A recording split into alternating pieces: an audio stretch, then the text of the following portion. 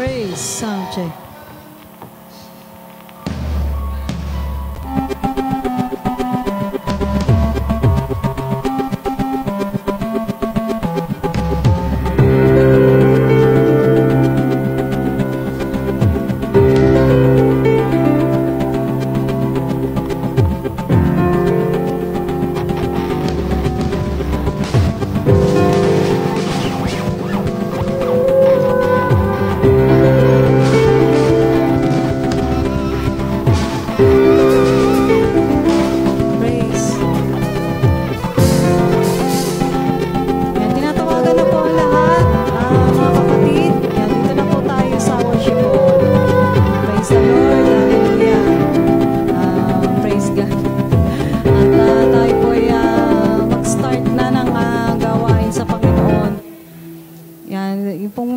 Sa labas pa, ayan, tayo po'y pumasok na, tayo po'y mag-start na po ng gawain.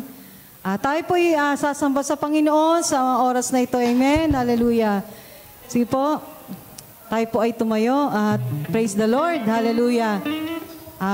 Wag natin intindi kung ilan man tayo dito ay praise God, hallelujah. Sa Diyos po ay atin po natin ginagawa ito sa Panginoon, amen, hallelujah. Salamat sa Lord, sa presence ng Panginoon sa oras na ito. Na alam natin na isa o dalawa nagkakatipon sa kanyang pangalan nandoon ang Panginoong Yesus, ang presence ng Lord. Amen. Salamat sa Lord sa oras na ito. Tayo po ay magandang pakiramdam. Amen. Praise God. At kung meron mga hindi magandang pakiramdam, pinagaling na kayo ng Panginoon. Amen. Claim it in Jesus' name. Dahil sasambahin natin ang Panginoon sa umagang ito, let's give our praises and worship to the Lord. Hallelujah. Yes, Jesus. Hallelujah. Salamat, Panginoon. Salamat, Lord. Hallelujah. We fall down, we lay our crowns at the feet of Jesus, the greatest of mercy and love, at the feet of Jesus. And we cry, holy, holy, holy. And we cry, holy, holy, holy. And we cry, holy, holy, holy is the Lamb. Yes, oh God. With all our hearts, let's sing this song. And we fall down, we lay our crowns at the feet, yes, Lord, of Jesus. We humble ourselves before you, God. The greatness of your mercy and love, at the feet of Jesus. And we cry, holy, holy, holy. And we cry, holy, holy, holy. And we cry, holy, holy, holy is the Lamb. We cry out, and we cry, holy, oh. Lord, this is our prayer, Lord. Ito ang prayer ng aming mga puso, Panginoon. We cry, holy, you are holy, God. And we are your holy people of God. Hallelujah. And we cry, holy, holy, holy is the Lamb. We cry out, come on, we cry. And we cry, holy, holy, holy. And we cry, oh, let's worship the Lord. Hallelujah. And we cry, holy, holy.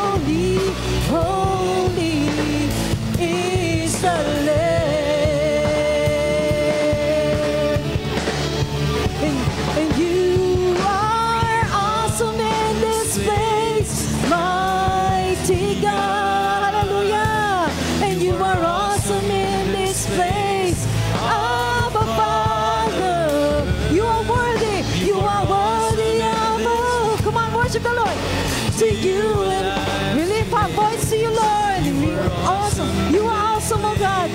Mighty God. You are awesome in this place. Mighty God. You are awesome in this place. Abba Father. And you are worthy of our praise. Yes, Lord. To you and as we raise. You are awesome in this place. Mighty. You are awesome, Lord. You are awesome in. Yes, Lord. Your presence is here, oh God. Your glory is here, oh God. Hallelujah. As we worship you, Lord. Come on, lift your voice. Lift your voice. And you are worthy of our praise. To you and as we raise. You are awesome in this place. Mighty God. Yes, Lord. Holy, holy. And we cry, holy, holy, holy. And we cry, holy, holy, holy is the Lamb.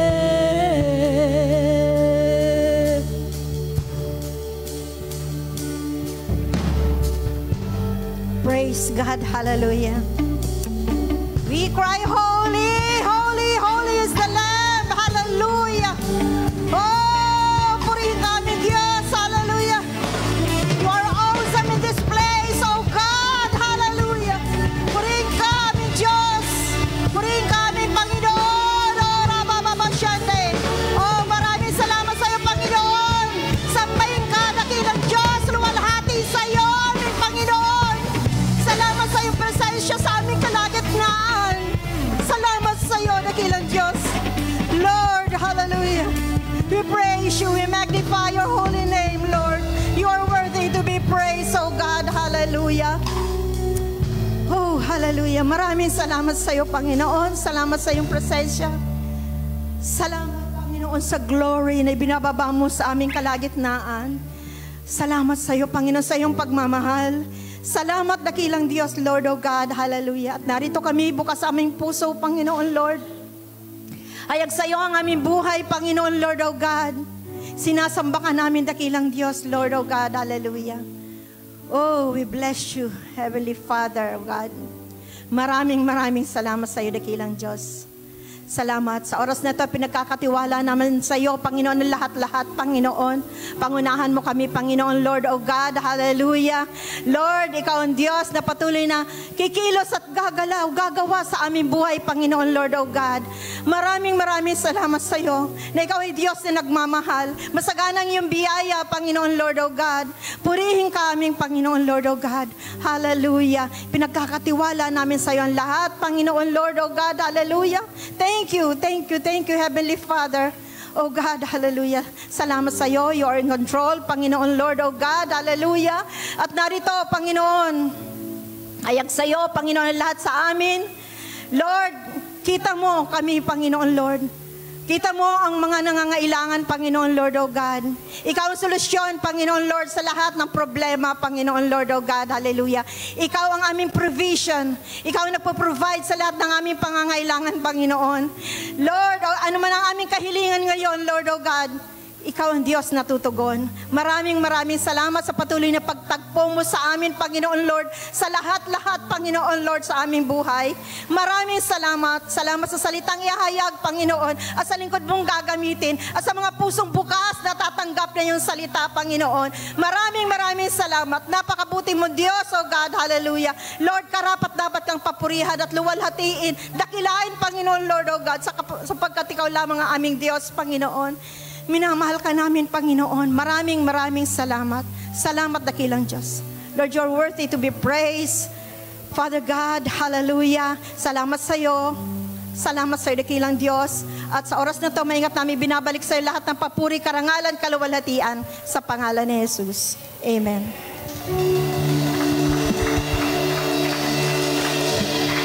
Hallelujah. Salamat sa Panginoon sa umagang ito. Amen. Hallelujah. Praise God. At last Sunday, na ng May. Tama po ba? Hallelujah. Napakabilis ng panahon. At mag-June na next month. Praise the Lord. At salamat sa Lord, sa biyaya at sa goodness ng Panginoon. Amen. Ang sabi nga po sa Philippians 2:10-11, so that at the name of Jesus, every knee will bow of those who are in heaven and on earth and under the earth, and that every tongue will confess that Jesus Christ is Lord, to the glory of the Father. Amen? Lahat ng tuhod ay luluhod.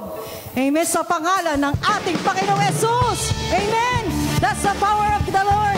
That's the power of the name of Jesus. Sige po, palakpak sa Panginoon.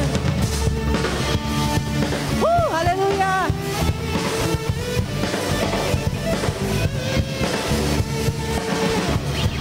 Wala ngang ibang makagagawa. Yes, Lord. Kamangha-mangha mga gawa. Lahat ng tuhod ay luluhod. Labi ay magsasabi. Si Jesus ay Diyos, Panginoong tunay. Hallelujah! Sige mo, palakpak sa Panginoon. Dumating na guro, tagapagligtas. Hallelujah! Sa kanyang pagbabalik, siya'y hari ng lahat. Lahat ng tuhod ay luluhod. Labi ay magsasabi. Si Jesus ay Diyos, Panginoong tunay. Come on! Lahat ng tuhod ay luluhod. Labi ay magsasabi. Si Jesus ay Diyos, Panginoong tunay. Sige pa, patipukan natin ang bawat isa. Sige pa, ngitian natin ang bawat isa. God bless you, sister. God bless you, brother. Ngiti naman tayo dyan. Hallelujah. God is so good. Amen. Woo! Sige pa. Lahat ng tuhod ay luluhod. Labi ay magsasabi. Si Jesus ay Diyos, Panginoon. Ikaw ay Diyos. Lahat ng tuhod ay luluhod. Labi ay magsasabi. Si Jesus ay Diyos, Panginoong tunay. Lahat ng tuhod ay luluhod. Labi ay magsasabi. Si Jesus ay Diyos, Panginoong. Declare it, come on, si Jesus. Si Jesus ay Diyos. Yes, Lord. Panginoong tunay. Si Jesus ay Diyos, Panginoong tunay. Amen. Jesus is Lord and our Savior. Diyos siya. Diyos na buhay. Amen po ba? Tagapagligtas natin. Amen. Praise the Lord. Sige mo, palakpak sa Panginoon. Hey, hey. Hey, hey.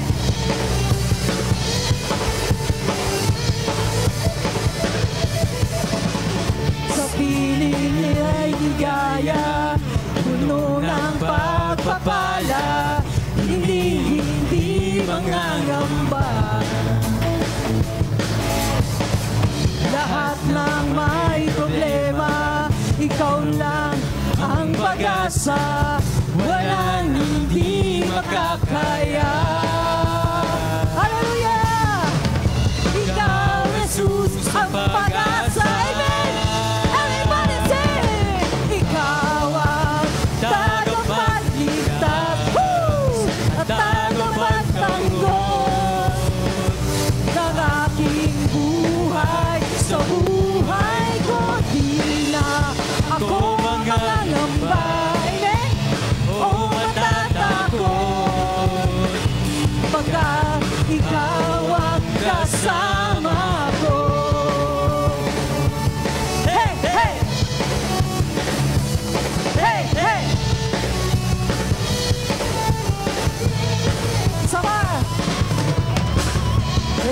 Jesus, ikaw na nga ang Diyos na mapagpatawad.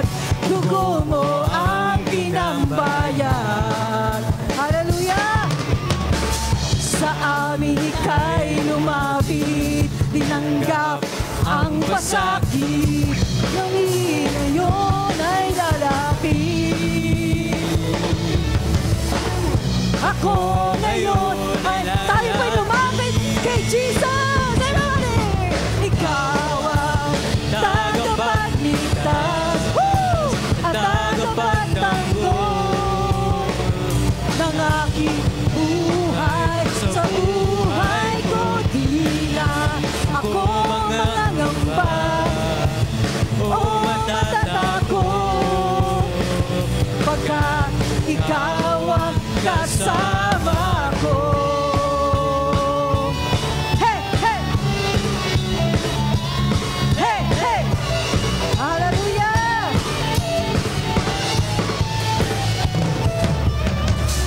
Noong wala sa'yo o kay gulo, ngunit minahal mo na, amen, at iningatan pa. Ngayon ay magkasama, wala na hahanapin pa, hahanapin pa. Minsan pa, noong wala sa'yo o kay gulo, o kay gulo, ngunit minahal mo na, amen, at iningatan pa. Ngayon ay magkasama, wala na hahanapin pa, hahanapin pa. Ikaw ang tagapagligtas at tagapagtanggol. Yes, oh God. Ating buhay. Yes, sa buhay ko di na ako mangangamba o matatakot, pagkat ikaw ang kasama ko. Ikaw ang tagapagligtas at tagapagtanggol ng aking buhay. Sa buhay ko di na ako mangangamba o matatakot, pagkat ikaw ang kasama ko. Amen! Hey! Hey! Hey! Hey! Hallelujah! Thank you, Lord! Hallelujah! Sige po, sigaw ng malakas na hallelujah! Woo! Hallelujah! God, you're so good. God, you're so good, Lord. Hallelujah. God is good. Amen. And all the time, hallelujah, laging mabuti ang Diyos. Amen po. Sino po ang laging nararanasan ng kabutihan ng Panginoon? Magsabi ng malakas na amen. Woo! Hallelujah. Kahit po tayo nagkukulang, ang Diyos pa rin po ay faithful sa atin. Sinasamahan pa rin tayo niyan ng Lord. And God is so, so good to us. Amen. Amazing love, Yes, Lord. that welcomes me, the kindness of mercy, Hallelujah. that bought with blood, wholeheartedly, my soul undeserving. Everybody sing. God, you're so good. Amen. Hallelujah.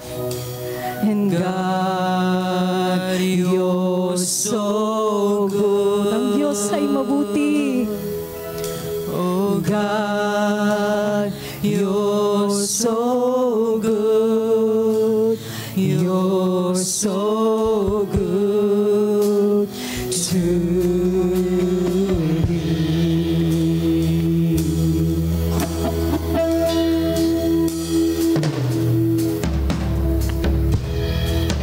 Behold the cross, age to age, and hour by hour. Yes, Lord. Hallelujah. The dead are raised, This sinner say, the sinners Yes, Lord. sing the work of your power.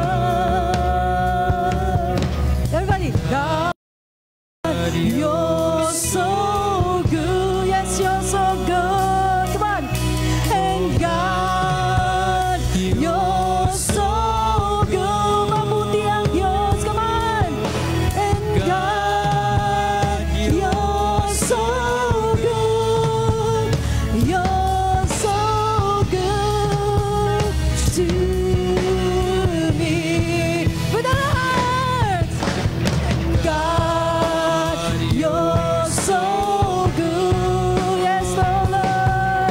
And God, you're so good. Hallelujah. And God, you're so good. You're so good to everybody. Come on, declare it. I am blessed. I am called.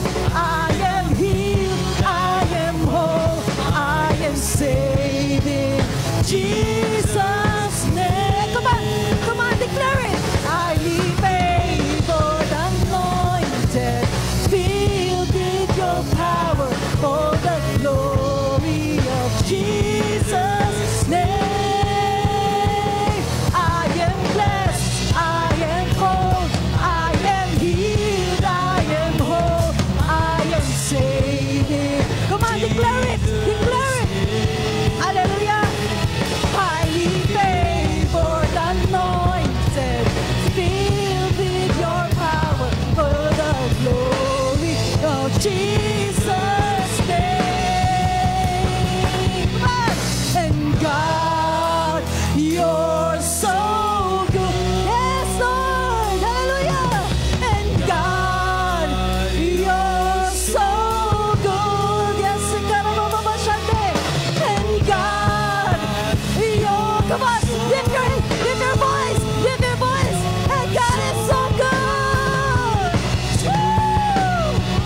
Yay! And God, you're so good. Hashirababande. And God, you're so good. Woo! And God, you're so good. You're so good to me. And you have been so good to me. God, I can't believe how you love me. What a friend you have been. So good to me. Jesus is so good. Come on, lift your voice, lift your hands to Jesus. Jesus is so good. He loves us so much. Hallelujah. And you are good. So you are good to me, oh God. God, I can't believe how you love me. What a friend you have been. So good to me. And God, I can't believe how you love me. What a friend you have been. Oh, Jesus, Jesus, Lord, you are so good to us, Jesus. No matter what, Lord, no matter what, Lord, Jesus, you're so good to us, oh Lord. Hallelujah. Come on, Jesus, Jesus, Jesus.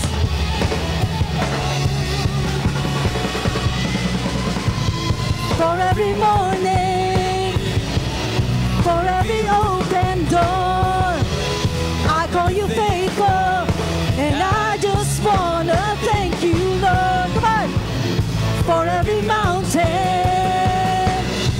For every time you brought me through, I call you faithful, and I just wanna thank you, Lord, for your forgiveness, for how you never turn away. I call you faithful, and I just wanna thank you, Lord, for the salvation. You paid the price I could not pay. I call you faithful, and I just wanna thank you, Lord. Ooh, oh, ooh, oh. Come on, worship the Lord. Ooh, oh, and I just wanna thank you, Lord. Oh, oh, ooh, oh, ooh, oh, and I just wanna thank you. You have been so good. With all our hearts, come on. God, I can't believe how you love me. What a friend you have been. Amen. So good to me. God, I can't believe how you love me. What a friend you have been. Hallelujah. Yes, Lord. Salamat, Panginoon, Lord, sa kabutihan mo sa bawat sa amin. Salamat, Lord. You are a faithful God. Sige po, palakpakan po natin ang Diyos sa buhay. Si Jesus. Hallelujah. Come on. Hallelujah. Jesus, Jesus. You have been so good to us, Lord. Simula nang ikay aming nakilala, Panginoon. At hanggang ngayon, Panginoon, hindi ka nagbabago, O God. You still the same yesterday, today, and forever, O God. Lagi kang nariyan sa bawat sa amin. Thank you, Lord. Hallelujah. Sige po, malakas sa palakpak sa Panginoon. You all the glory and honor and power. In Jesus' mighty name, lahat po ng holy people of God, shout, hallelujah! Praise the Lord. Hallelujah. Sige po, tayo po'y makakaupo na po muna. Praise God. Sa lahat po ng na-bless, sumigaw po ng amen. Yes, praise the Lord. Lahat ay na-bless. At patuloy tayong i-bless ng Panginoon. Amen. Hindi po nagkukulang ang ating Panginoon. Amen po ba?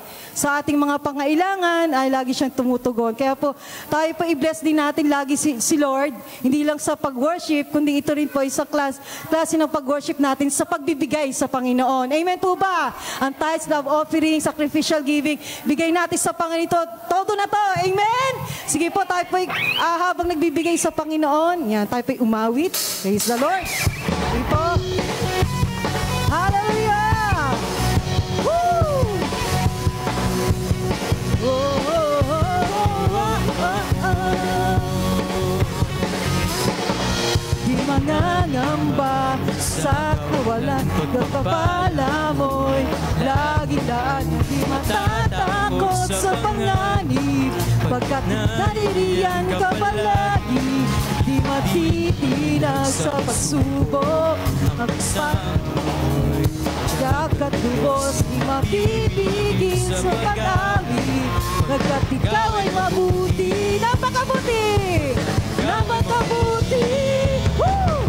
Ikaw ang aking pasong, hindi nagkukulang sa pagda. At higit pa, biyaya mo'y sagana at umapaw sa pagda. At higit pa, sapat na sa lahat kong pangangailangan. Higit pa sa lahat kong inaasahan. Wala namang mahilig pa, pagkat ika'y sapat na. Ika'y sapat na. Hindi nagkukulang sa paligid. Sige po, tayo po'y tumayo. Biyaya mo sagana, dumaapaw sa paligid. At higit pa, sapat na sa lahat kong inaasahan.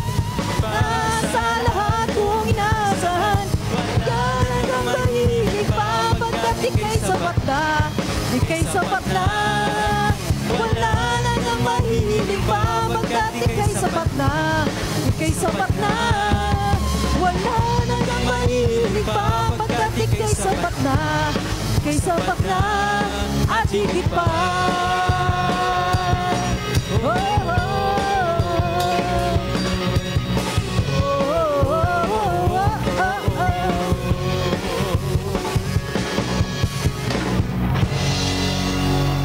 Amen.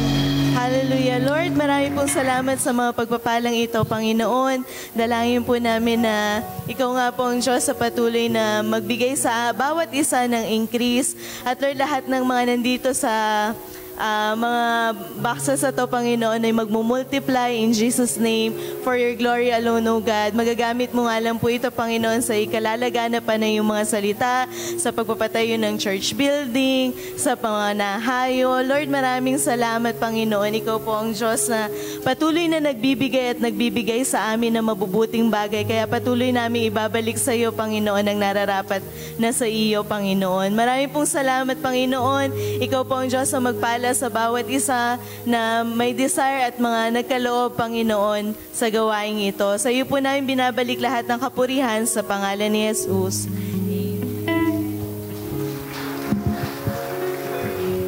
Praise the Lord. Yan, sige po, makaupo na po muna tayo bago patawagin nating pastor. Yan, ay i-announce lang po namin. Yan po. Ito po yung mamaya na po, kung makita nyo po ang ating dito na nakalagay sa taas. Ayan po, lahat po ng kababaihan dyan, yan, ay ini-invite po namin mamaya, 2:00 po ng hapon. Onwards na po yun. Ano po? So may guest speaker po tayo, si Pastora Susan Evangelista, at tayo po mag-enjoy mamaya sa gagawin ng Panginoon mamaya sa anniversary. Ano po? So tayo po fourth anniversary na po yan. Ano po? So, salamat sa Lord, sa kabutihan ng Panginoon. Tunay nga na hindi nagkukulang at nagbabago ang Panginoon sa mga laging provided ng Panginoon. Hallelujah. Salamat po sa Panginoon. At sa bawat isa po na laging nakasupport sa EMM at sa church na po, JCLG. Ano po? So, mamaya po, ini-invite po natin lahat ng EMM, lahat po ng kababayan, magsabi po ng Amen! Amen! Yan, praise God. High energy tayo. Amen! Hallelujah. Hanggang mamaya po yan, 2 p.m. po tayo.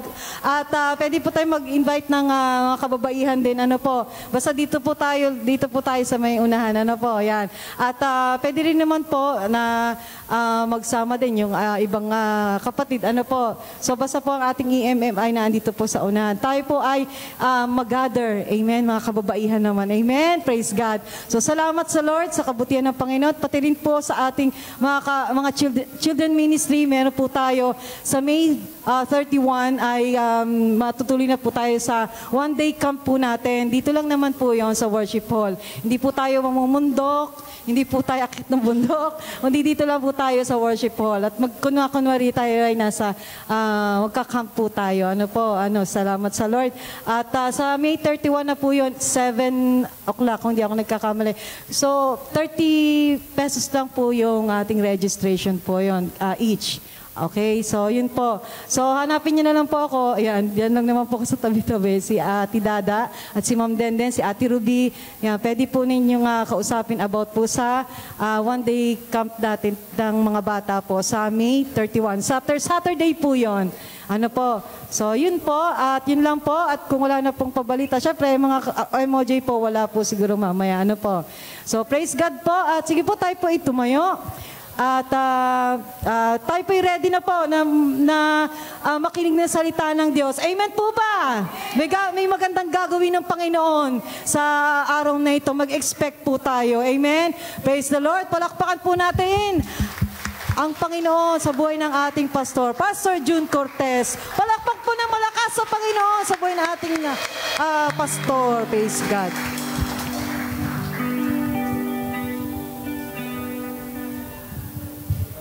Microphone ko.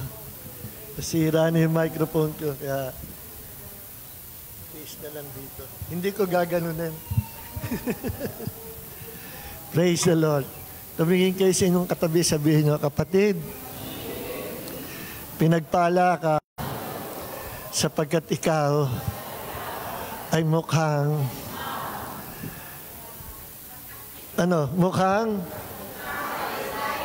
artistahin. Sa kabila naman, sabihin niyo, kapatid, you are anointed, you are blessed to be a blessing. In Jesus' name, amen. Palakpakan natin ang Panginoon. Glory to God. Hallelujah. Thank you, Jesus. Awitin natin na kagalakan. Thank you, Jesus. Patuloy ka namin sinasamba in the Spirit and in truth as we enter into your revelation, knowledge, Panginoon. That you will fill our hearts with wisdom and revelation. So magito as we hear and believe and receive your word. Thank you, Jesus. Glory to God. Thank you, Lord. Kagalakan mula sa iyo'y kalakasan ko. Ang nais ko'y manahan sa presensya mo. Buong puso, buong lakas, isip at kaluluwa, Panginoon, minamahal kita. Kagalakan mula sa iyo'y kalakasan ko. Nais ko'y manahan sa presensya mo. Buong puso, buong lakas, isip at kaluluwa, Panginoon, minamahal kita. Ikaw ang aking buhay at pag-asang tunay. Sa bisig mo, Panginoon, ako ang ihiglay.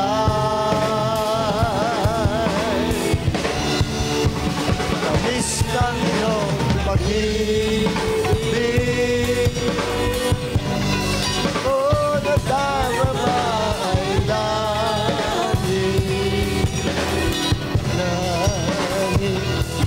Sa piling mo, Panginoon, kailanman di ko magpapalit.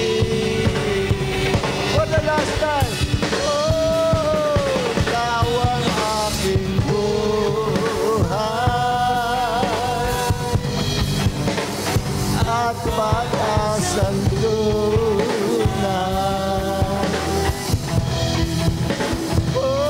Sa bisig mo, Panginoon, ako ay himlay.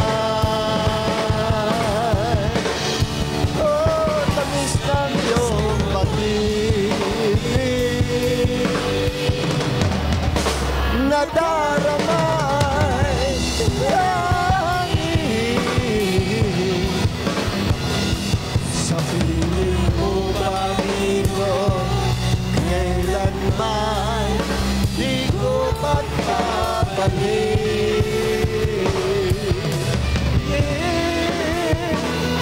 Sa piling mo, Panginoon, kailanman di ko pagpapalit.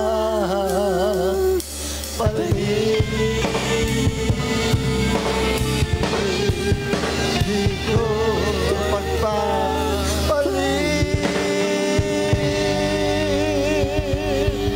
Everybody shout hallelujah.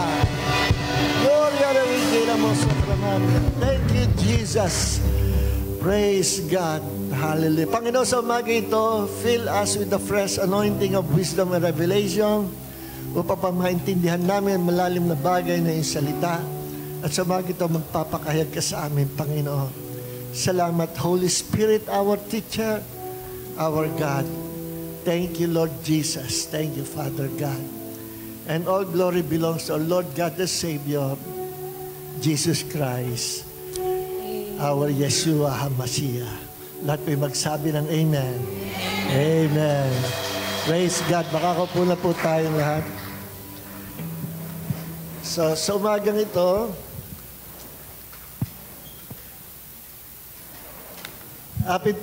ating pong topic ay part 2 nung ating pinasimulan nung last week. Tatapusin po natin ito sa umagang ito. Yung tinitila natin na God's part and man's part. Ano? Ang bahagi ng Diyos at bahagi ng tao. Ito po ay another teaching from the Holy Spirit to enlighten us patungkol sa tamang doktrina, itinuturo ng salita ng Diyos. Kasi sa panahon yun, naglipanan na po yung iba-ibang doctrine na very unbiblical. Ano? Pangita, wala naman sa Bible, pero lumalaganap po ito. At ito ay tinuturo ng mga hyper-grace believers. No? At maraming klase ang hyper-grace believers. Doon pa lang sa Reformation, panahon ng Reformation, na-develop po ito during the time of John Calvin, no? Na siyang founder ng Calvinism. No? Kaya alam nyo Reformation, pag sa Reformation, ito yung after nung nagkaroon na ng protest si Martin Luther, no? At nagkaroon na ng sanga-sanga ng mga Protestant churches. And after Martin Luther ay dumating si John Calvin na nag-introduce ng teaching na Calvinism, na ang idea ng Calvinism, karamihan sa doctrine ng Calvinism ay nakuha ni John Calvin kay nakalimutan ko yung pangalan ng mamaya maalala ko na ang idea ay yung may connection sa Gnosticism, ano?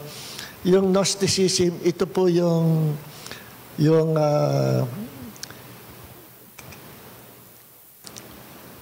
binibigyan warning ni Apostle John sa kanyang mga letters sa mga churches, sa mga Kristiyano na mag-ingat dahil itong mga Gnostics ay akala mo mukhang Kristiyano pero may ibang katuruan sila.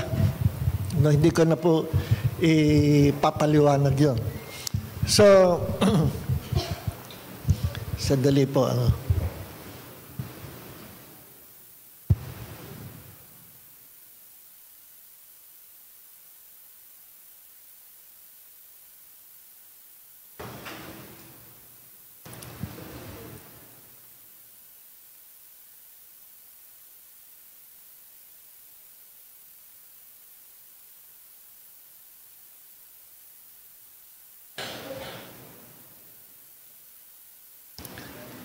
Alright.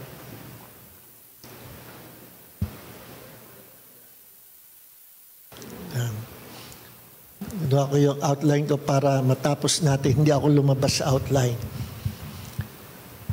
So, ang isang example ng hyper grace teachings, yung once saved, always saved. No? Na once kayo pinanganak sa Diyos, sa kaharian Diyos, kahit anong mangyari, magpabali-baligtad ka na sa kasalanan, ligtas ka pa rin. Ano? Hindi ganun ang sinasabi ng Biblia. Laging may warning ang Bible. No? Na sinasabi ko, ang Israel na bayan ng Diyos, elect by God, ay hinusgahan ng Diyos. No, sila ay hindi sumunod sa Panginoon, nagrebelde sa Diyos. Ganun din naman, under the New Testament, ganun din ang how much more tayo sa panahon natin ngayon ng bagong tipan or New Testament, we're living under the grace of God. At ang grace of God, ang biyaya ng Diyos, hindi ko konsintihin ang kasalanan. Ano?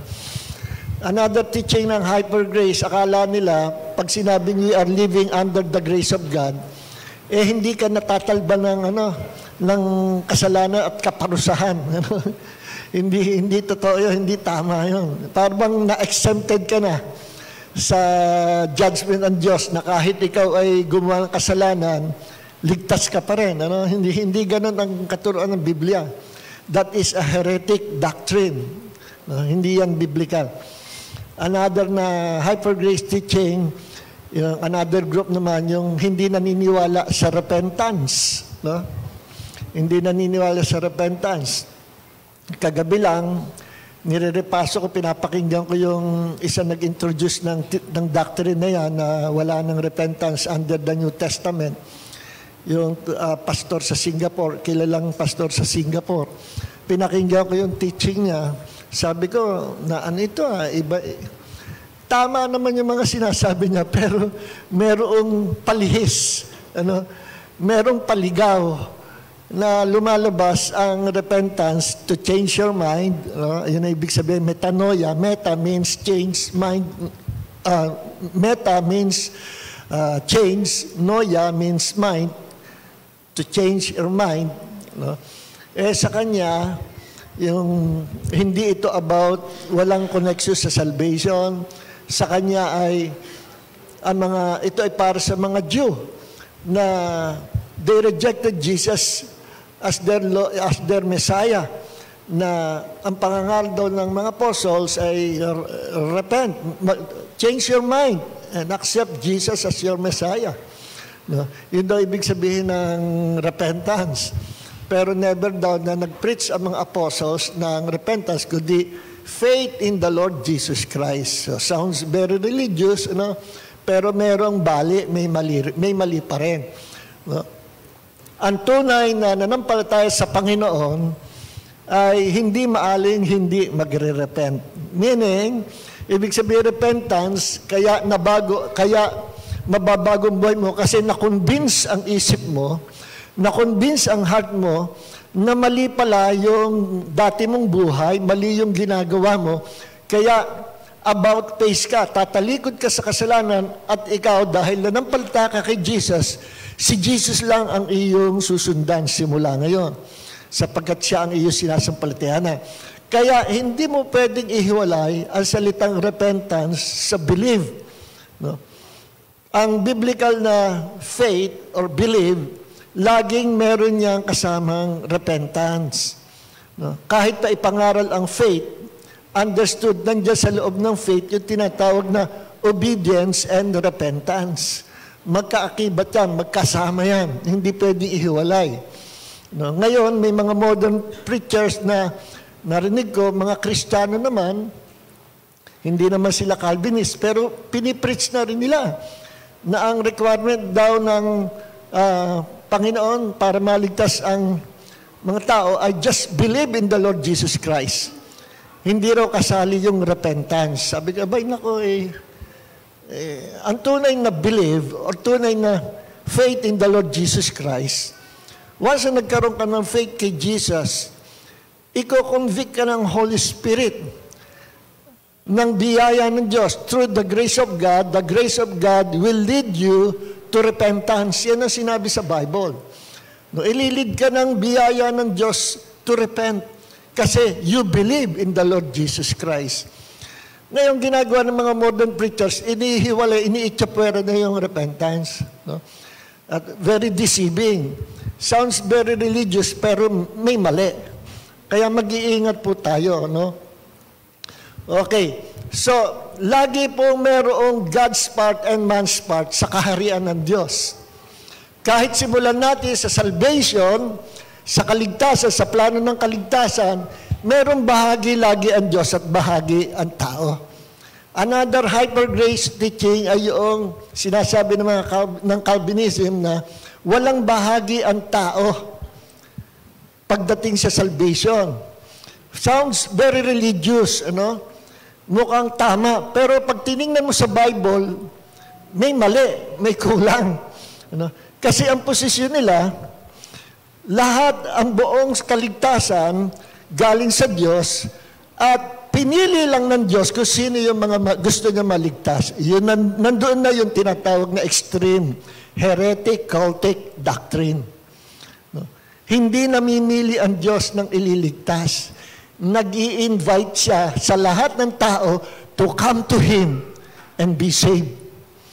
Tingnan niyo sabi ni Jesus sa Matthew chapter 11 verse 28, Come to me, all of you who are tired and heavy laden, and I will give you rest. Magsipag-aral kayo sa akin, sapagkat ako'y maamot, mapagpakumbaba.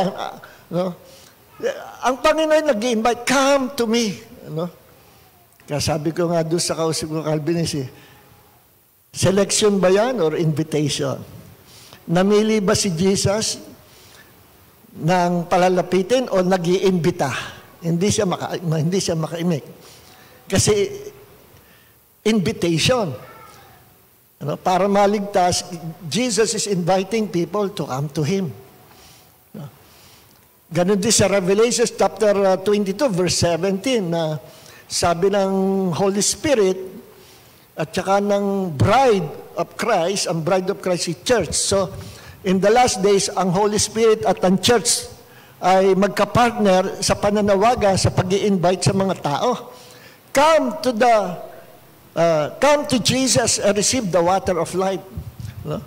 Come and be saved. Nag-i-invite ang Holy Spirit through the church, sa pamagitan ng church. Ini-invite ang mga tao lumapit kay Jesus.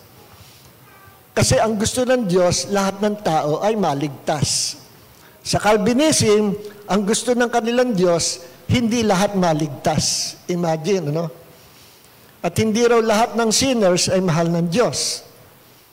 Galit daw ang Diyos sa sinners. Of course, galit ang Diyos sa sin. But God so loved sinners, all sinners of the world. Kung hindi tayo inibig ng Diyos, hindi tayo impyerno lahat. Lahat tayo sinners No?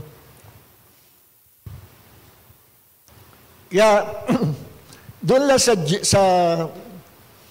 John 3:16, ang sabi doon, for God so loved the world that He gave His only begotten Son. Yun ang bahagi ng Diyos. To plan how people will be saved, how the world can be saved. Siya ang gumawa ng plano, and to provide a Savior. Yun ang bahagi ng Diyos sa salvation. Kaya sa John 3:16, makikita nyo ang bahagi ng Diyos at bahagi ng tao. Ang bahagi ng Diyos sa kaligtasan, siya ang nagplano, siya ang tumapos, siya ang nagbigay ng tagapagligtas, pinadala ang kanyang bugtong na anak na si Jesus to die on the cross. Yun ang pamaraan para ang lahat ang buong mundo ay maligtas. Yun ang paraan ng Diyos, God's part. Now, pagdating sa man's part, merong man's part. Tama naman yung sinasabing lahat sa plano ng kaligtasan, ang gumawa ng kaligtasan, ang Diyos, tama yun. No? Pero, merong kondisyon ang pangakong kaligtasan ng Diyos. Ang kondisyon ay to believe to the one and only Savior of the world, Jesus Christ. Yun ang bahagi ng tao. Kaya sa John 3:16, bahagi ng Diyos. For God so loved the world that He sent His only begotten Son, Jesus, to die on the cross. Bahagi ng tao, whoever believes, no? Whoever believes, as sino mang sumampalataya, ibig sabihin, hindi nagtatangi ang Diyos. Lahat welcome. Pero may gagawin ng tao para magkaroon siya ng regalong kaligtasan. He must come to Jesus. He must believe. Yun ang bahagi ng tao. Sa hyper grace, sa Calvinism, inalis nila yun. Nasabi, kaya lumalapit ang mga tao kay Jesus at naliligtas kasi sila yung mga napili ng Diyos na maligtas. Yung ayaw lumapit kay Jesus kasi hindi sila napili. Even before the foundation of the world, wala sa book of life ang kanilang pangalan. Bakit pa sila pinanganak? Ang destinasyon pala nila ay doomed in hell forever or doomed sa lake of fire. Hindi ganun ang Diyos. Ibig mo sabihin, ang Diyos lilikha ng tao. Ang isang group of people pupunta sa eternity kasama ng Diyos at lumikha rin siya ng mga tao na dinistino niya para sa hell lamang o sa lake of fire. Ganun ba ang Diyos ng Biblia? Hindi. Binabangga niya yung talata na 1 Timothy chapter 2 verse 4 na sinasabi, For it is God's desire that all people be saved and come to the knowledge of truth. Ang gusto, ang desire ng Diyos, lahat ng tao sa mundo maligtas. Yan ang God of the Bible. Kaya naman, si Jesus, pinrovide na tagapagligtas ng Diyos, si Jesus. He died for the whole world. Ang kinamatay niya para sa buong mundo, lahat ng tao, lahat ng sinners of the world. Yan ang Biblia. Sa hyper-grace at sa Calvinism, Jesus did not die for the whole world. Binangga na naman nila. Yung 2 Corinthians chapter 5, verse 15. Jesus died for the whole world. No? Upang sila na kay Jesus ay wag na mabuhay sa kanilang sarili. Jesus died for the whole world. At sa 1 John chapter 2, verse 2, the atonement of Jesus, yung kanyang sacrifice, sabi ni John, yung pampalubag loob ng Diyos para ang tao'y wag nang parusahan ng Diyos. The atonement or the propitiation of God is not only for us, sabi ni John, hindi lamang para sa ating mga apostol, hindi lamang para sa ating mga Jews, but even for the whole world. Abay, napakalinaw. Si John mismo nagsabi, ang sakripisyo, ang kamatayan ni Jesus, hindi lamang para sa mga Hudyo, hindi lang para sa mga apostles at that time, kundi for the whole world. Mantakin niyo yung banggain niya mga talata na yan. That is blasphemy. Pag binangga mo yung mga talata na yan. Sulat ni Peter, sabi nga, ayaw ng Diyos na sino man ay mapahamak sa impyerno. That is the God of the Bible. Umiibig sa lahat ng tao. Of course, galit ang Diyos sa kasalanan. No? Pero ang Diyos ay mahabagin at umibig sa lahat ng mga makasalanan kagaya natin who were destined to hell kung hindi natin nakilala si Jesus. Okay. That is God's part and man's part, referring to salvation.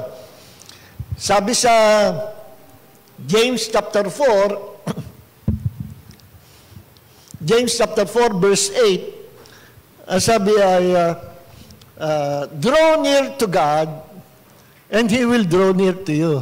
Kita nyo? Lumapit ka sa Diyos, lalapit siya sa iyo. May bahagi lagi ang tao. Sapagkat sa kingdom of God, it is partnership of God and man. Lahat, pati sa promises of God, simulan natin sa salvation, may God's part, may man's part.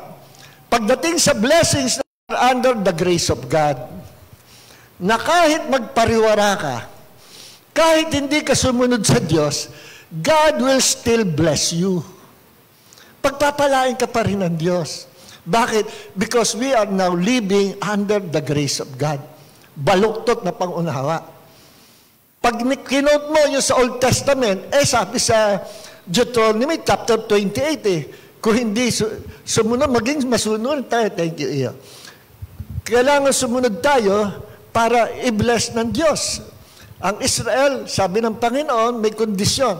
If you will obey me, this blessing shall come upon you. If you will obey, may kondisyon. Ano? Sa Deuteronomy chapter 28, verse 1 hanggang 14. Pagdating sa 15, pababa, but if you will disobey me, these curses will fall upon you. Ang kapalit naman, pag disobedience ay curses. So pag kinote mo yan sa mga hyper-grace, sasabihin nila, para lang sa mga Jew yan Hindi naman para sa church yan. Nagko-quote siya sa Old Testament. No? Sa Old Testament talaga may bahagi ang tao sa blessing ng Diyos. Kailangan sumunod. Pero under the New Testament, you don't have to obey God to receive the blessing. Kaya minsan umaten ako ng isang concert ng isang kilalang church sa Maynila. Kasama ko yung mga kabataan, mga young people. Narinig ko doon sa pastor. Kaibigan ko pa yung pastor. Sabi niya, Alam nyo, under the New Testament, dati yun ang paniniwala ko na kailangan sumunod ka, sumunod to receive the blessing. Ngayon, naintindihan ko na dahil sa pagmamahal ng Diyos and under the grace of God, kahit palang isang manampalataya hindi sumunod sa Diyos, still God will bless him. Mali.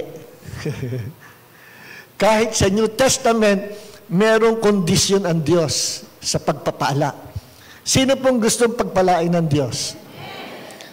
Itaas ang kamay. Itaas ang kamay. Lahat ng gustong pagpalain. Yung ayaw pagpalain ng Diyos, huwag itataas ang kamay. Lord, lahat na nakataas ang kamay shall receive surprise blessing this week. In Jesus' name, kasali ako, nakataas niya kamay ko. Amen! Palakpakan natin, Panginoon. Ba, matagal ko na hindi dinideklara. Alam niyo ba, natutuwa ako pag dinideklara ko. Aabangan ko yon sa loob ng isang week na yon. Hindi sasing kayo sa Panginoon. Pero kung attitude nyo, susubukan ko nga, baka nga totoo. Ay, wag mo na subukan, hindi ka tatanggap. Kasi faith is always sure, 100%. You are fully convinced that you will receive. Pero may condition din. Kailangan, anong kondisyon? Kailangan ikaw ay, mukhang, sigaw natin, kailangan para pagpalain ka, ikaw ay mukhang,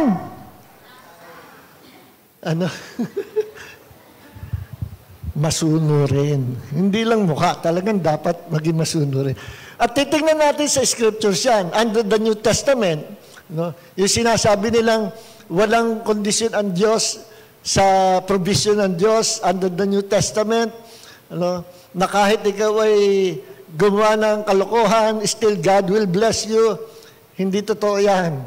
Hindi totoo. Tingnan natin sa Bible. It's always a partnership. In the kingdom of God, laging partnership yan ng Diyos at tao. May bahagi lagi ang Diyos, may bahagi ang tao. Sounds very religious pag sinabing, kasi yun ang laging bukang-bibig ng mga Calvinist. How dare you na sabihin mo may bahagi ka? Lahat ng ginawa ng Diyos, wala tayo may pagmamalaki. Yan, sound very religious. Very convincing. Akala ko napaka-humble ng statement, wala tayong may pagmamalaki. Tayo ay mga makasalanan lang. Kaya lahat, buong kaligtasan, lahat, ang Diyos ang gumawa. Wala tayong ginawa. At kaya ka naligtas, hindi dahil sa ikaw ay nanampalataya, kundi dahil sa ikay napili ng Diyos. Ikay napili ng Diyos. Yun ang nandun yung bali ng maling katuroan. Kaya tayo naligtas because we believe. We come to Jesus and we believe the Lord Jesus Christ. Di ba yun ang sinabi sa Romans chapter 10, verse 9 and 10? Ang kondisyon ng salvation, if you will believe, kung ikay sasampalataya na si Jesus ay namatay at muling nabuhay, at ipapahayag mo ng iyong bibig na si Jesus ay Panginoon or si Jesus ay si Yahweh, maliligtas ka. Sapagkat sa pamagitan ng puso, ginagawa ang pagsampalataya at sa pamagitan ng bibig, ang tao ay maliligtas. Heart and mouth. Believe with your heart, confess with your mouth, Jesus. Yun ang kondisyon.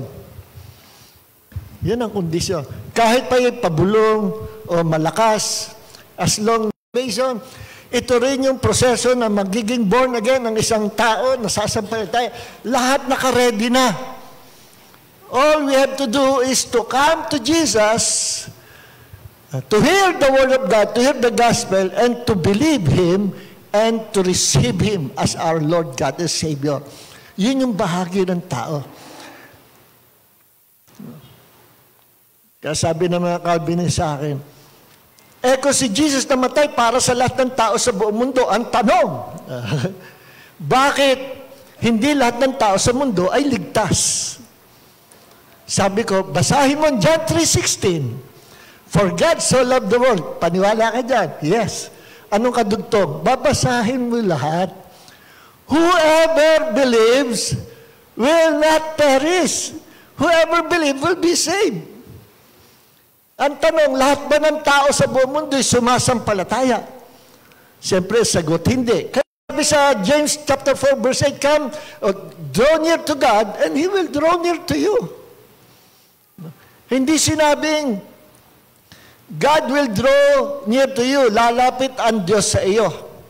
Kahit ayaw mong lumapit, pipilitin ng Diyos na ikaw ay makalapit by His grace. Dahil napili ka ng Diyos.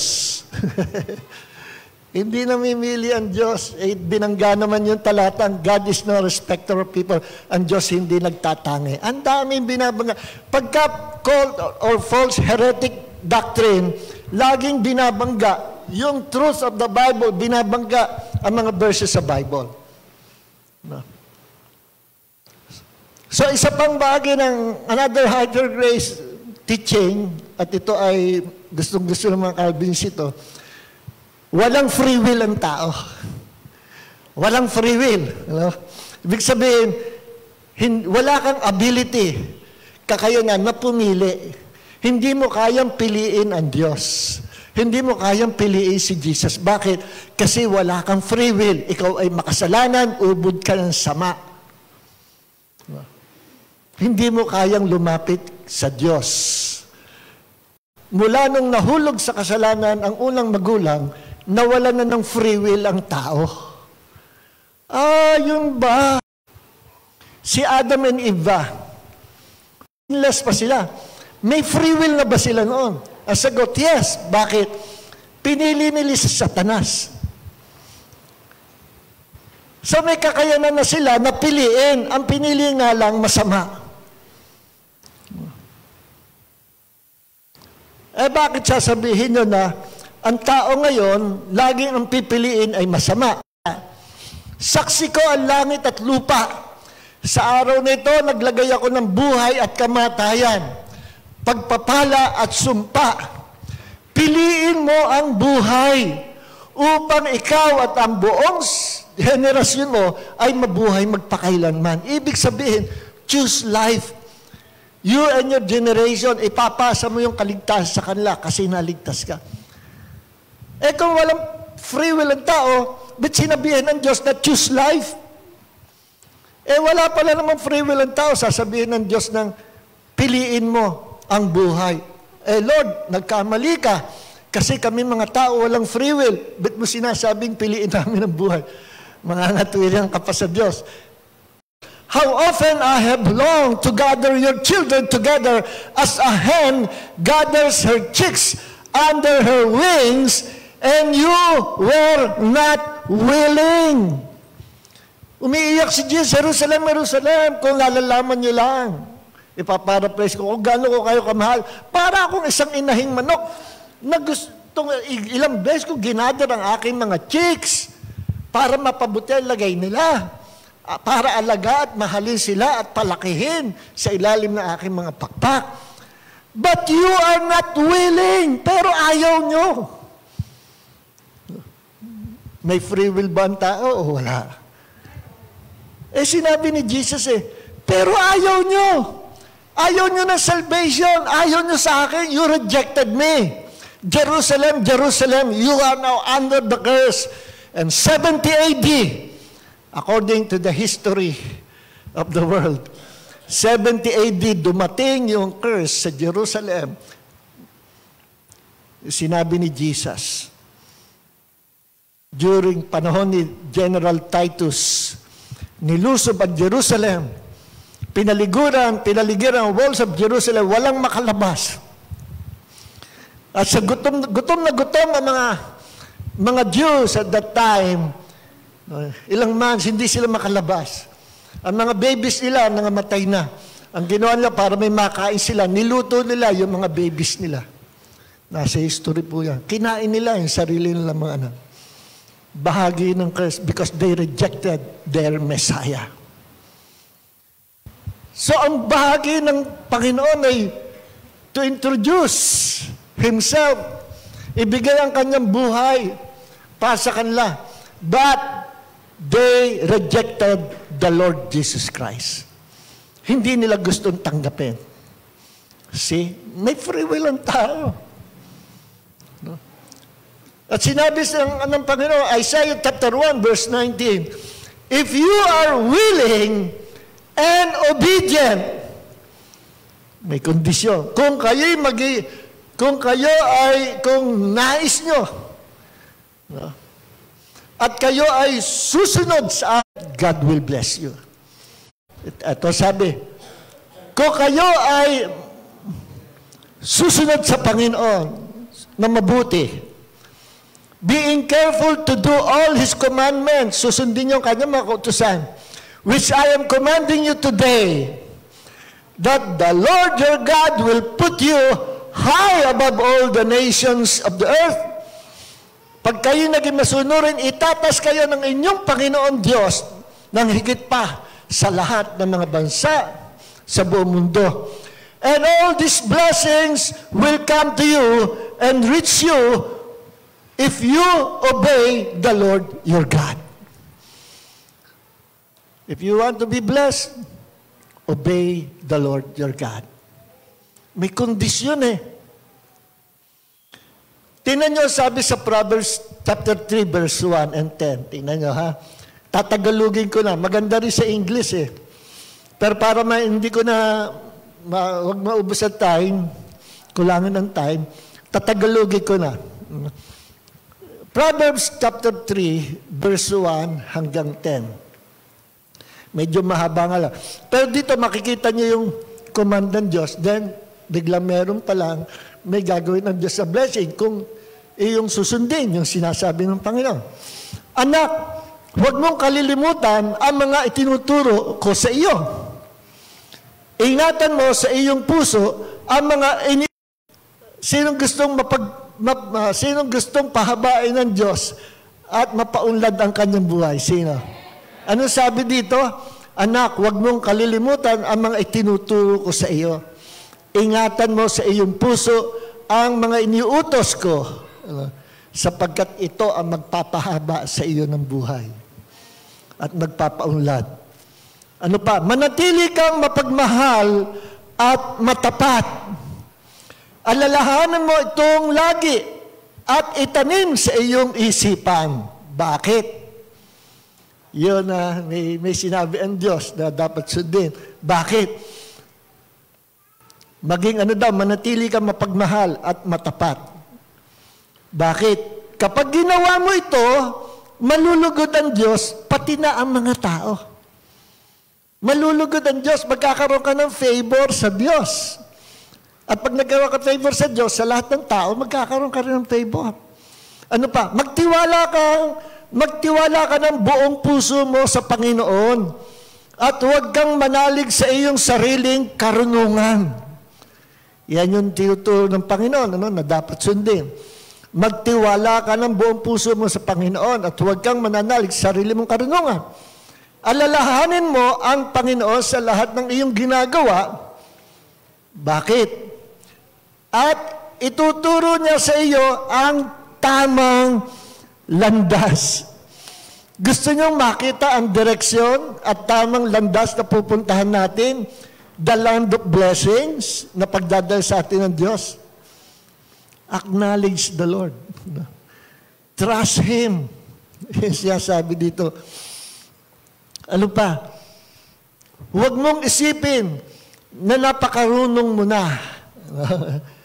Matakot ka sa Panginoon at huwag kang gumawa ng masama. Yan ang tinuturo ng Panginoon, iutos. Para Bakit? Para iyon sa ikabubuti at ikalalakas ng iyong katawan. Abay, magiging healthy ka pala. No? Kapag ikaw ay sumusunod sa Panginoon, magiging healthy ang iyong katawan. At kung magkasakit, you will be healed. No? Sa ikabubuti at ikalalakas ng iyong katawan. Ito pa, panghuli. Parangalan mo ang Panginoon sa pamagitan ng paghahandog.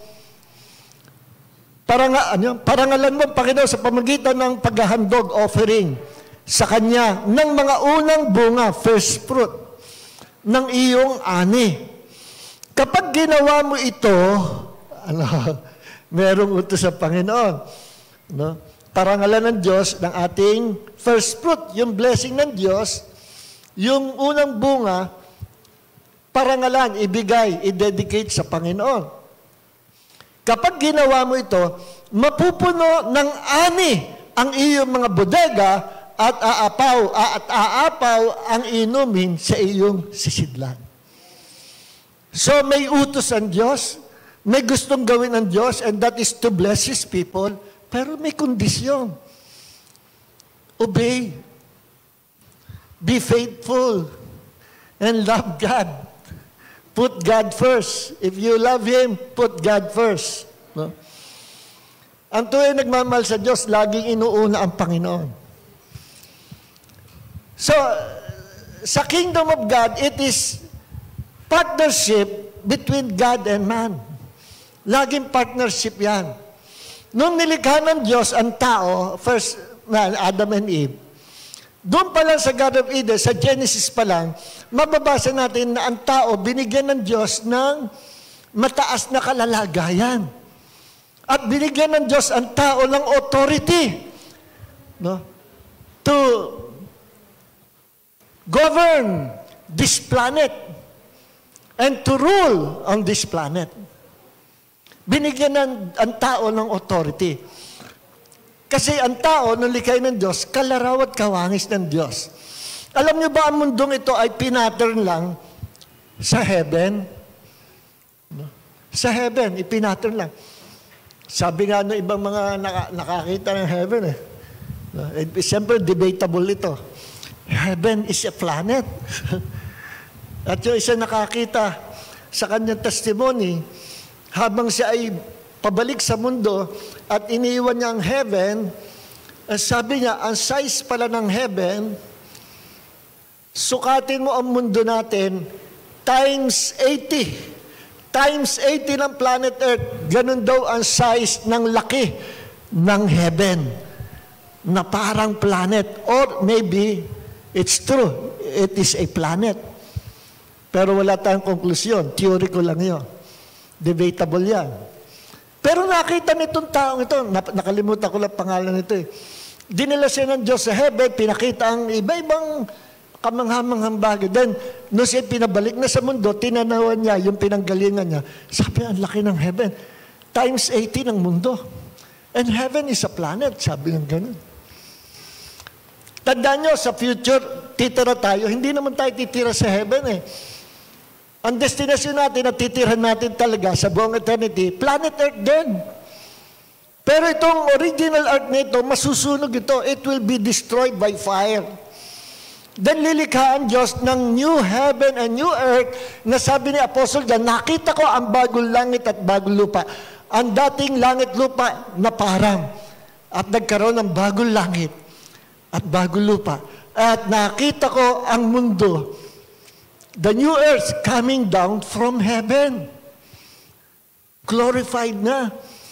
At doon sa new earth na yon, tayo titira magpakailanman kasama ang ating Diyos.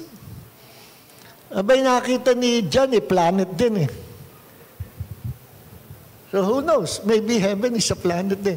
Kasi lahat na nandito sa mundo, pinattern lang sa heaven. Sa heaven, yung mga nakakita sa heaven, may bundok. May mga punong kahoy, may mga animals din. Name it, marami ring animals doon, hindi na natin inabutan. Mga kakaibang itsura. Merong mga rivers, may ilog, may mga bulaklak, may mga prutas. Pwede ka kumain. Anytime. Pero ang wala daw, walang ocean, walang karagatan. Alam mo yung karagatan? Yan ang nagpahiwalay sa mga bansa. At naganap yan, nagkaroon ng malaking ocean dahil sa Noah's flood. During the time of Peleg, di ba nasa Bible yan, ang buong mundo pala magkakakoneksyon. No? Magkakakonekta ang mga island, walang island, magkakakonekta sila. And because of the Noah's flood, lumubog na yung iba, nagkaroon ng division, nagkaroon ng mga oceans. Kaya sa New Heavens, New Earth, walang ocean. Pero merong rivers. And maybe meron ding lake. Pero walang ocean, walang karagatang malawak. Napakaganda. Sabi mo sa katabi mo, doon ka pupunta. Sabihin mo ulit. Tingnan mo ang katabi mo. Kapatid, sabihin mo, tingnan mo, doon ka pupunta sa impyerno. Hindi pa ako tapos. Sabihin mo, sa impyerno, hindi na tayo pupunta. Dahil tagalangit tayo. Kaya naman, mabilis kayong humusga eh. Hindi na tayo pupunta. Sa langit tayo. Amen. Okay. So, nung nilikha ng Diyos sa tao, man is like God. But we are not God. Million times ulitin ko, man is not God. There's only one God. But when God created man in His image after His likeness. Kaya nga ang tao creative, very creative eh. Bakit? Nakuha natin yan sa Diyos. Our God is creator. Sino sa mga creature sa mundo na marunong gumawa ng computer, marunong gumawa ng mga high technology machines, marunong gumawa ng aeroplano? Wala. Kaya kahit sabihin mo, tao galing sa unggoy, ang unggoy, ilang libong taon na nabubuhay ang unggoy sa mundo. Mahigit sa 6,000 years lang ang mundo natin. May unggoy na. Ang unggoy pa rin eh.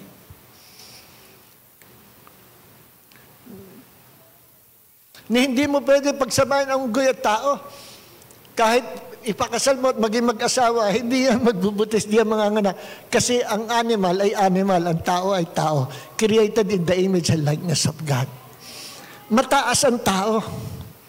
Sabi sa Psalms chapter 8 verse 4 hanggang 6, sabi dito, what is man that you think of him, and the son of man that you are concerned about him?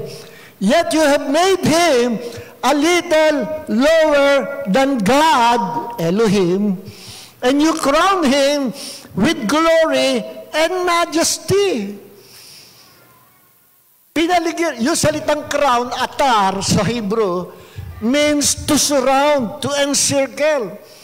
Ang kalagayan pala ng unang tao, bago mahulog sa kasal si Adam and Eve, they were encircled, covered, surrounded with the glory of God and with His honor. Pinarangalan ng Diyos ang tao as His masterpiece, the crown of His creation, pinakamaganda sa creation niya. At binihisan niya ang tao ng glory, nakahawig ng glory na nakabalot sa Diyos. Nakikinig po ba tayo?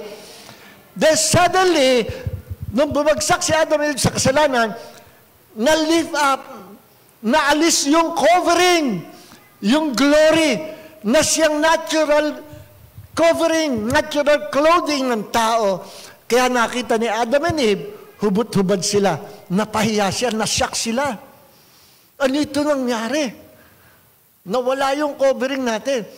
Kaya sa hiya nila, gumawa silang damit na dahon. Nasira naman, narawa ang Diyos. Ginawa sila ng balat na damit.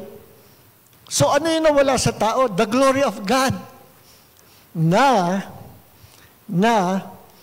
under the New Testament, through the Lord Jesus Christ, pinanalangin ni Jesus, John chapter 17 verse 22. Father, yung glory na binigay mo sa akin, even before the foundation of the world, yung glory na yan, ibinibigay ko sa aking mga alagad. And what is that glory? Yun ang glory na nawala kay Adam and Eve. Na ngayon, ako, ikaw, tayong lahat, na na kay Kristo, nabibihisan ng glory na yan. Almost 40 years tayo sa ministry and deliverance.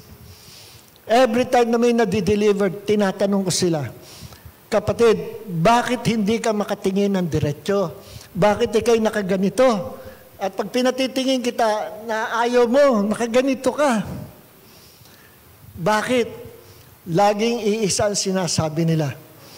Kasi po, ang tingin ko sa inyo, maliwanag pa sa sikat ng araw.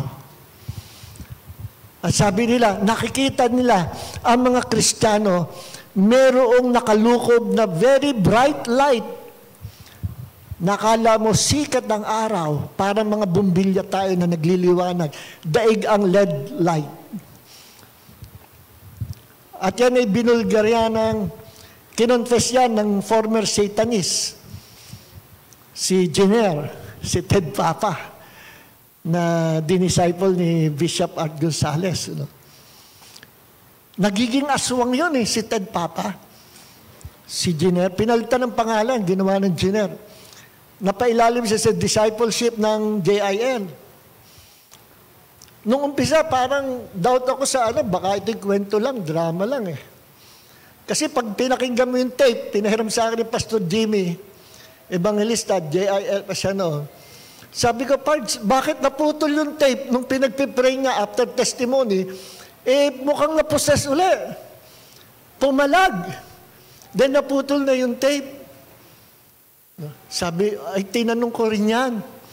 Sabi sa akin nung kasama kong pastor, nako, Pastor Jimmy, kung nakita ko nandoon ka, first time naming nakakita, nung aming dinelivered, ito si Ted Papa, kinas out uli namin yung demonyo kasi binalikan. Nagalit sa kanya, tinestify niya, binulgar niya. Yung satanism at yung gawa, yung mga assignment niya, yung mission niya. Sumuka. At pag suka, lumagpak yung mga laman, buhay na laman, nanginginig sa lupa, nanginginig. Kasi mismo si Ted Papa nagtatestify, no siya ay Kristiyano na. May mga times na gusto siyang balikan ng mga demonyo.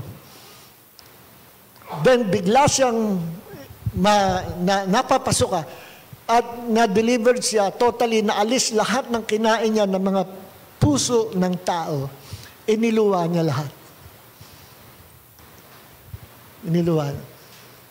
Nung sinasabi ko ito, that was, I think, 20 years ago, nakaupo dito, yung anak ni Sister Luding na magpipinaltok.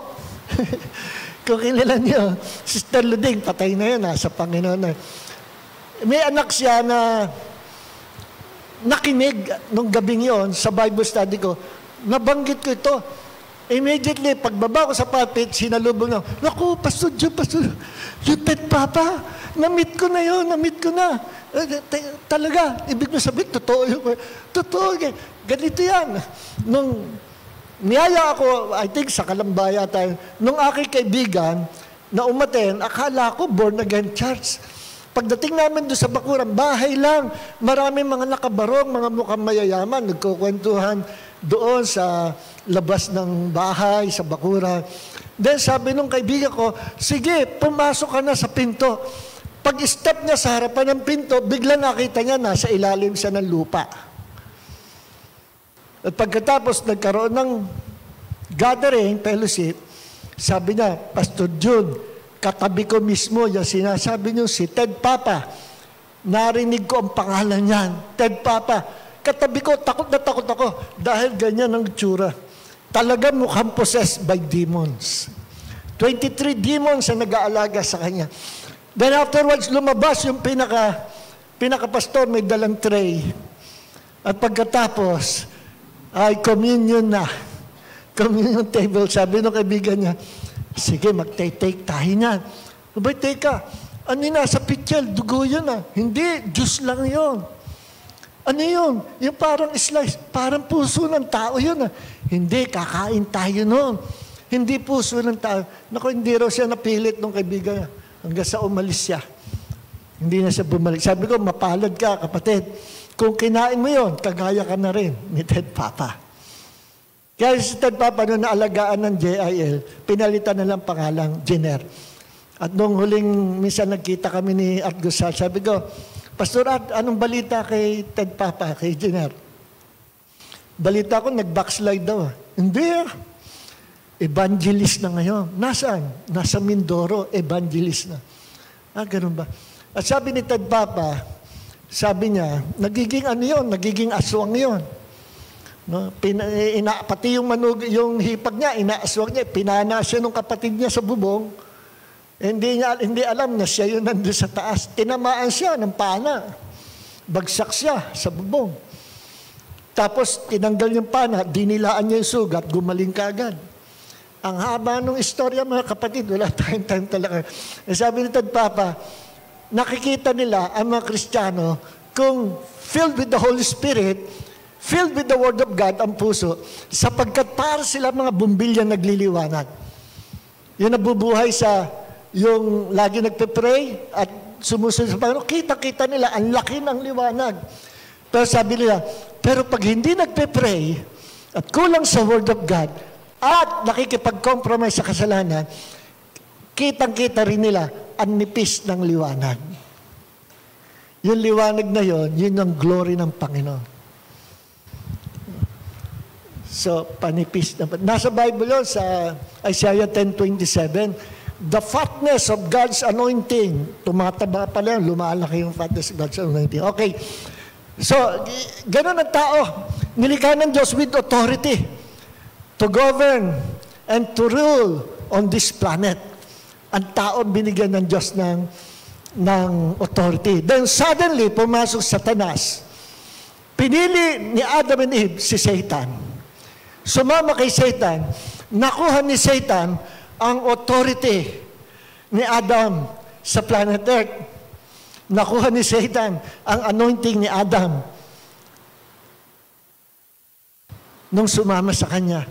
And Adam and Eve became his children.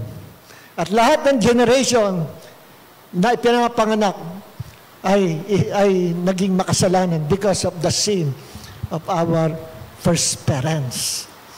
See? So, bakit kailangan mag-pray?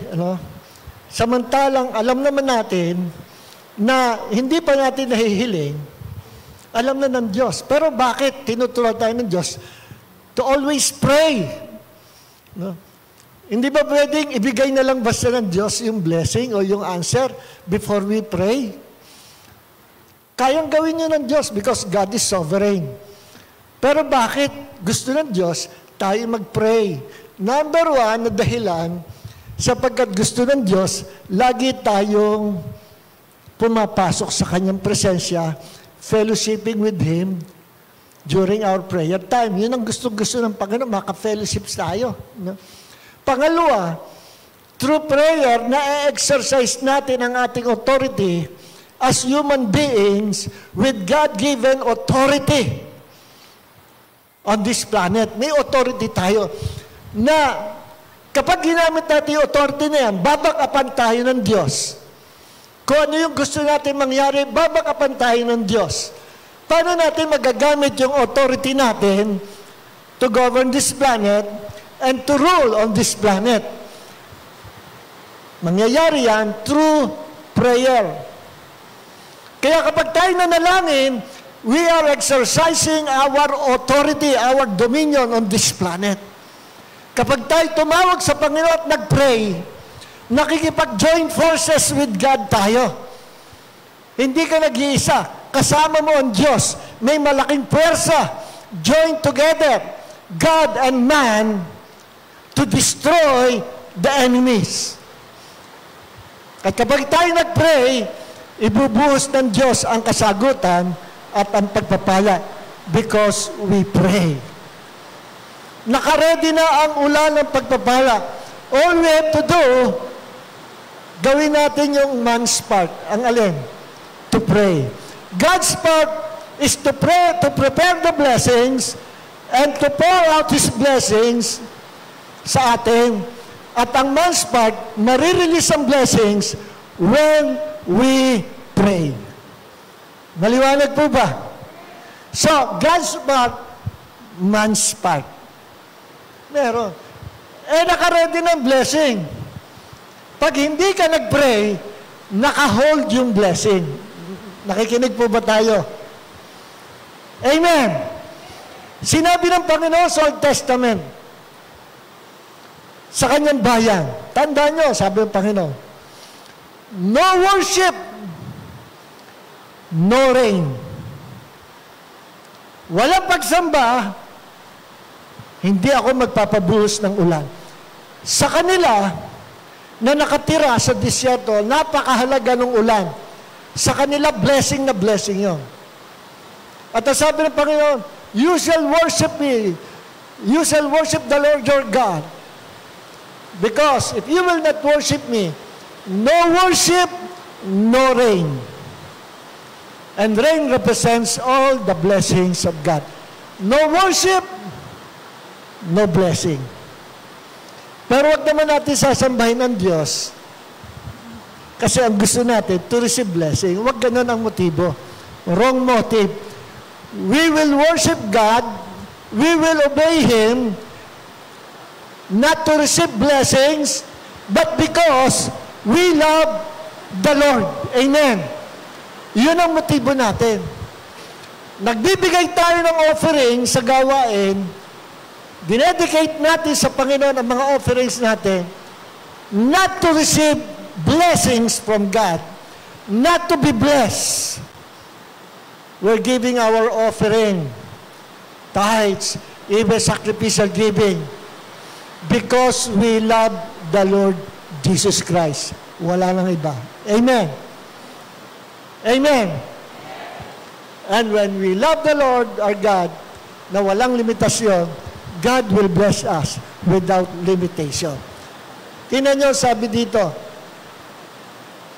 ng Panginoon, no? Sa John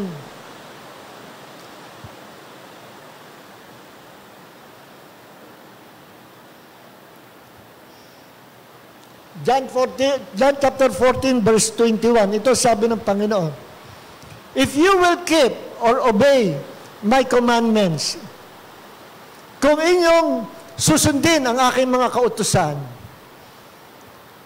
kayo yung tunay na umiibig sa Ama.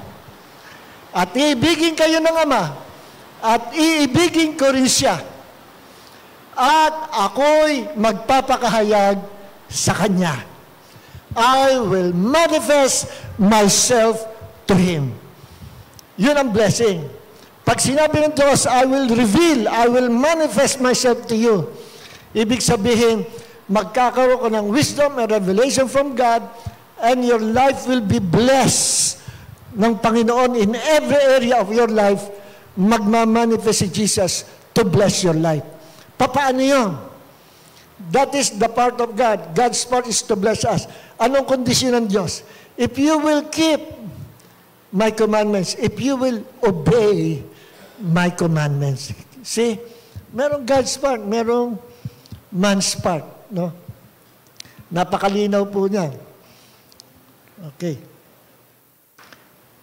Sabi sa Isaiah chapter 1 verse 19, if you are willing and obedient, you will eat the best of the land. One time, nauhaw ang mga Israelites sa wilderness. Sinisisi lagi nila ang Diyos. Sinisisi nila si Moses, dinala ba kami ng Diyos sa wilderness just to die in this wilderness? Wala kaming tubig. Nauhaw kami. Sabi ni Moses sa Panginoon, Lord, humaangal, nagkukumplay mga Hebrew people, wala rin siya tubig. Moses, tumayo ka sa ibabaw ng bato. Hawakan mo yung tungkod mo. Hampasin mo yung bato. Lalabas ang tubig. At ginawa nga ni Moses, lumabas ang tubig sa bato. Bakit hindi nalang ginawa ng Diyos? Nagpalabas na lang ng tubig sa bato. Ba't kailangan pa niyang gamitin si Moses para mag-release ng tubig? Again, in the kingdom of God, there is partnership. No? Kailangan ng Diyos ang kapartner sa mundo. Kasi ang mundo, binigay ng Diyos sa tao. Ang heaven, ang Diyos ang nagmamanage. Ang earth, binigay niya ang management. ang government sa tao, sa earth. Kaya kailangan ng Diyos, para may-release ng blessing, kailangan niya, yung taong inassign niya sa mundo, ay i-exercise ang kanyang authority sa mundo. Then God can bless His people. See? Binigay sa atin ang mundo eh. God can only bless the earth if His people will act, will pray, will obey, will worship Him. See? Partnership. Kaya ginawa ng Diyos, Moses, ganito gawin, tumayo ka sa ibabaw ng bato, pukpukin mo yung bato. So, lumabas ang blessing. Kailangan ng Diyos si Moses as His agent to release His blessing. See? 2 beses nangyari yan eh. No, yung isang bato sa ano yan eh. Sa Kades. Nagkamali nga si Moses, napukpok din niya. Ang command pala ng Panginoon, salitain mo lang. Lalabas ang bato. Ebit hindi na lang gawin ng Diyos na magkaroon ng tubig sa bato. Ebit kailangan si Moses pa ang magsasabi. No? Magkaroon ng tubig, bato. No? Ba't kailangan i-confess pa ni Moses yung tubig?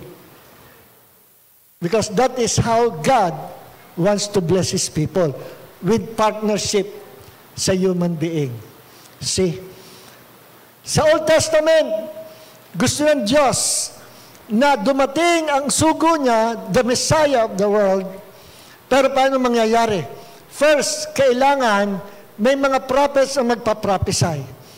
So, sinugo ng Diyos ang napakaraming prophets na nag-prophesy about the coming Messiah. That's under the Old Testament.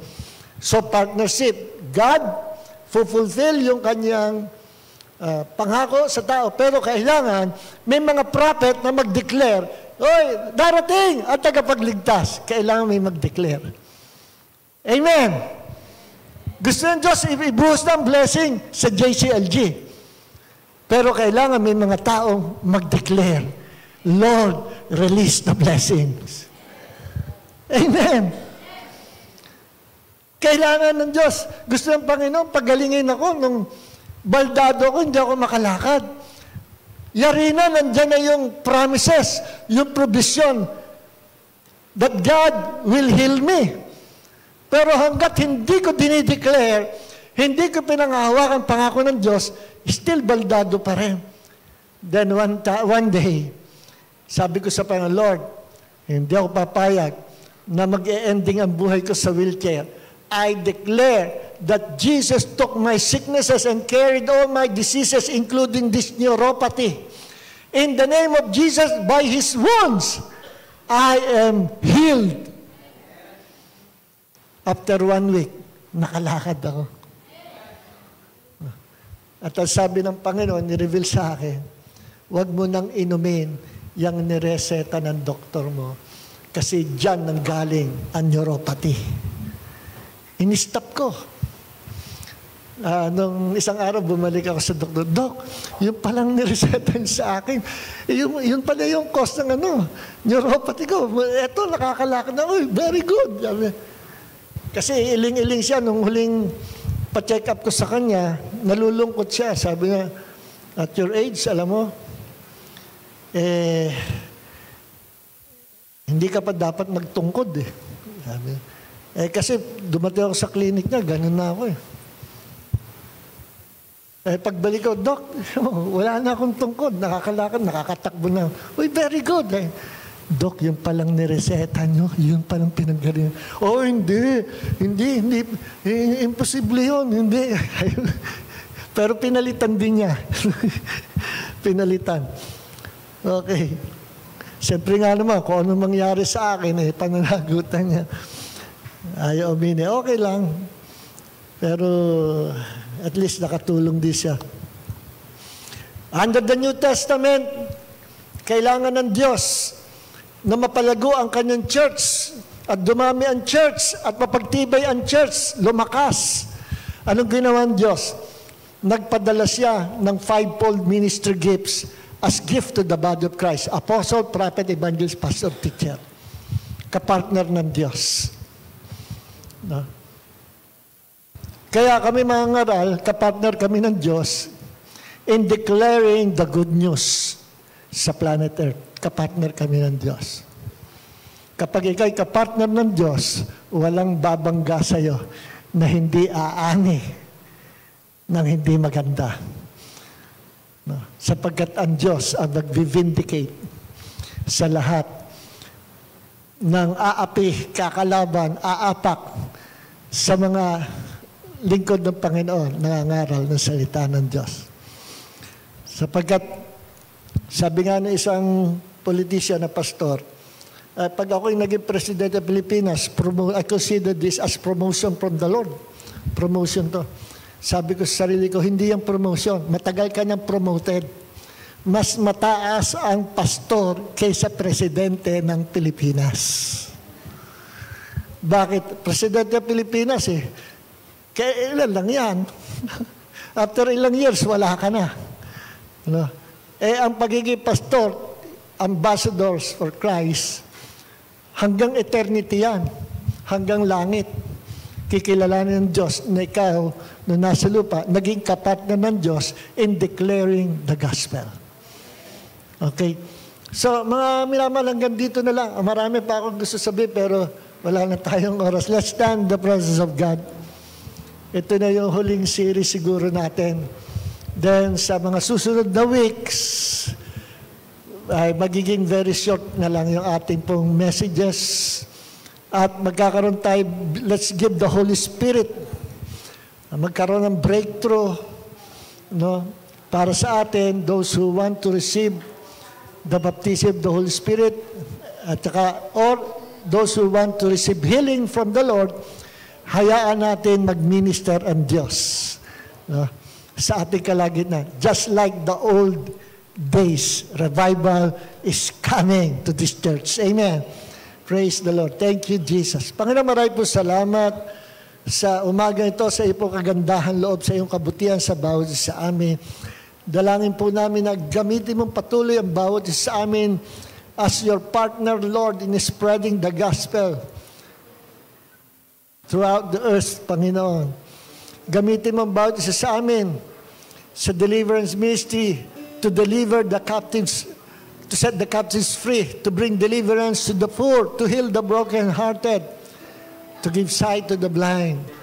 Gaya ng ginawa mo, Panginoon. Gamitin mong bawat isa sa amin to heal the sick, to cast out demons, to preach the gospel. Gamitin mo ang bawat isa sa amin. Thank you, Father God. Marami po salamat, Panginoon.